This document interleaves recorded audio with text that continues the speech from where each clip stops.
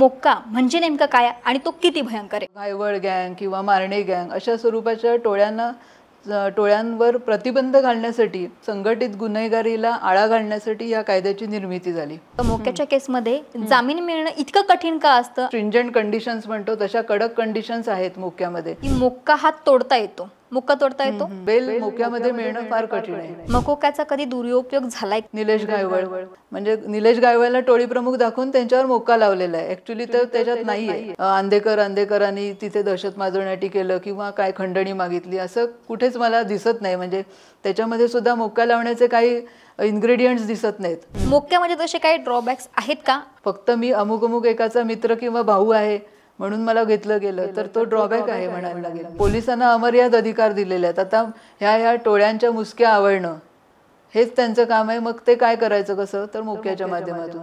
त्या प्रकरणामध्ये मोक्का लावण्याची काही गरज नव्हती, पण तरी सुद्धा मोक्का लावला गेला. अशी भरपूर आहेत.